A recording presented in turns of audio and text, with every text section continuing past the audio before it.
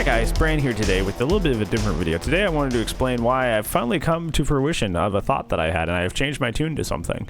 Because I always think that's a really healthy and interesting thing to do that I don't see a lot of people do, because most people just kind of stick their heads in the sand and don't like to change their opinions at all over anything, which is just flat out stubbornness. But I had an opinion that I came full circle around, and I have changed my mind.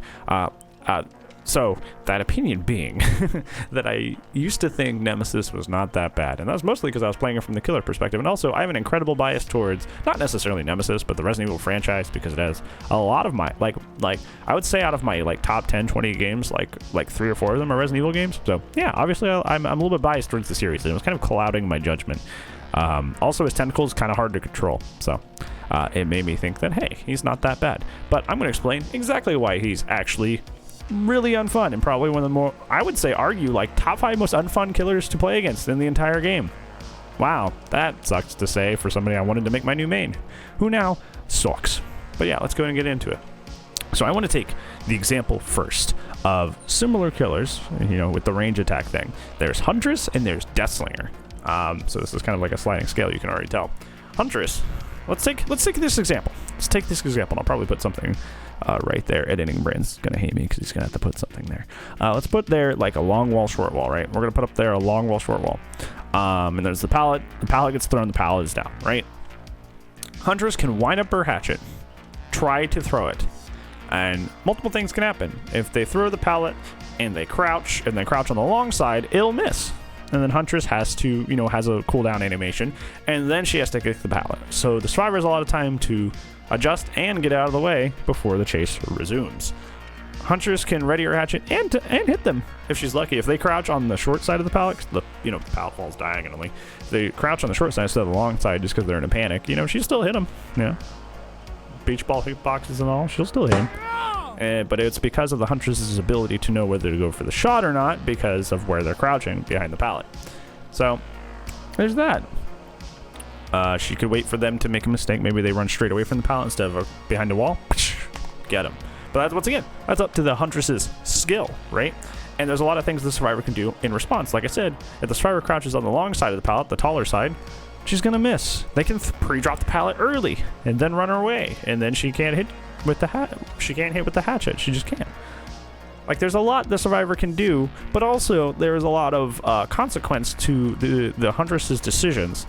And there has to be a lot of information and experience behind the Huntress's decisions on whether she gets that hit or not, or what she does in that scenario. So there's a lot of thinking involved on both sides.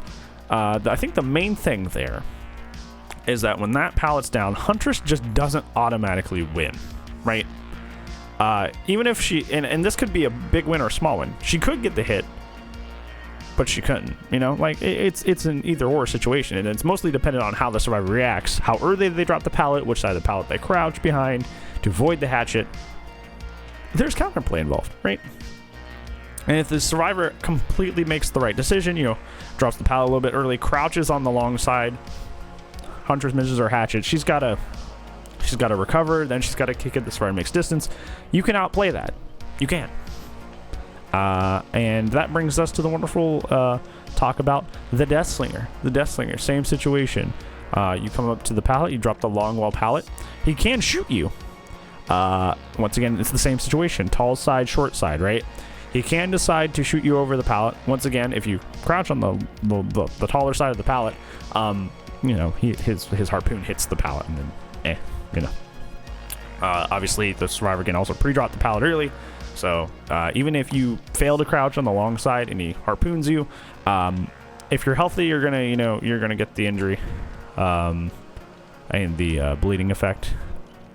But also, if you're already injured, that literally doesn't matter, right? If you're already injured, you're kind of basically in the same situation you were already in. So there's a situation there where even Deathslinger just doesn't get anything out of that situation and still has to reload afterwards. Even if he's Crackslinger and he's got the double reload add-ons, he still has to take time to reload afterwards, no matter how the result of the shot went. Either way, big difference between him and Huntress is Deathslinger doesn't even get a hit there unless you're healthy, right? If you're healthy and he gets the harpoon, obviously you're going to take a health save, but if you're already injured, he can't down you with it. So in some aspects, he's actually worse than Huntress at that. So this brings me to the wonderful, this scenario is what brings me to the wonderful world of Nemesis and why Nemesis sucks to fight.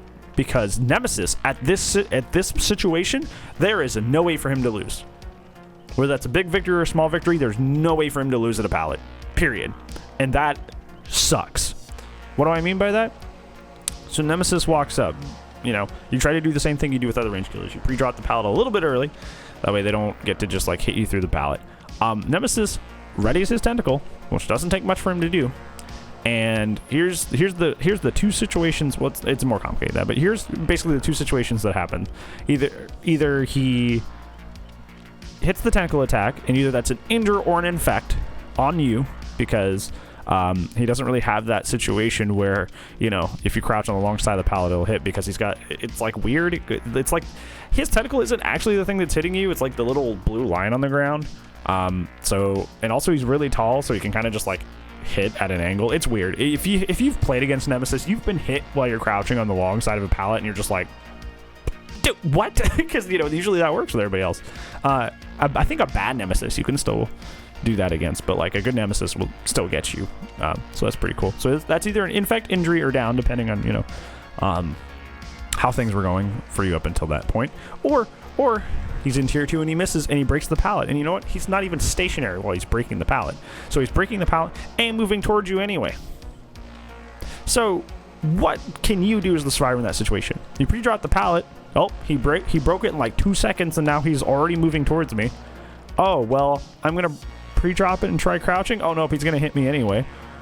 Okay, I'll like drop it and like try to run. Nope.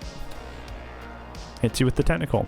So like, essentially what it boils down to is that Nemesis at a pallet, a safe pallet situation, this is a safe pallet, at a safe pallet situation always gets something out of the encounter, and it takes no skill on his part to do it. There's like nothing inherently skillful about anything he does at a safe pallet situation. And it's annoying. It's really, really annoying. You know, even with like Clown, who just throws his gas balls and he slows you down, at least he still has to respect the pallet. He can't hit over the pallet. You just got to pre-drop it super early. He's still got to kick it. But like Nemesis just wins. Like he may not get the hit, but he gets the pallet out of the way in 2 seconds. So essentially, Nemesis just kind of like succeeds at safe pallet drop situations for no reason, just cuz. And I think that's really boring, like incredibly boring, because like when he, you know, inevitably catches up to you and downs you, it feels like there wasn't, you didn't really do anything to deserve getting down, you know, like you kind of just got bopped for like no reason. Essentially, you just should have fought another killer friendo. And that feels disgusting, and that feels gross, and that is why I changed my tune about Nemesis, because I had faced him one too many times as survivor, and I was like, where is the counterplay at a safe pallet? And there kind of isn't any. And then I'm like, well, he's got to have like a slowdown or like something like that. Like he's got to like, you know, a Huntress has to put her hatchet away, or, you know, has the cooldown from after he throws. He doesn't really have a cooldown. He doesn't have to kick the pallet. He just does one or the other. Like, he just doesn't have any consequence at all at a safe pallet situation. So he just kind of is good at any pallet, and it's not because of any sort of skill. So that's a big yikes for me, dog. Yeah, that's why I changed my tune on Nemesis, and why I think he's actually like top 5 or 3 most frustrating killers to face. Like, nah, he's 5, because, you know, there's Twins, Hag, Trickster, but he's up there now, which is pretty cool. Clown and Nemesis right up there for me. I hate fighting them now, just because of that. So that's pretty cool. We love that. Hey, anyways, hope you enjoyed this video, friendo. Hopefully you liked hearing that I'm not on the Nemesis train anymore, because he used to be my favorite killer in the game at one point, until I, you know, got more informed. So that's great. Love that. Anyways, hopefully you enjoyed this video, friendo, and I will see you when I see you. Goodbye.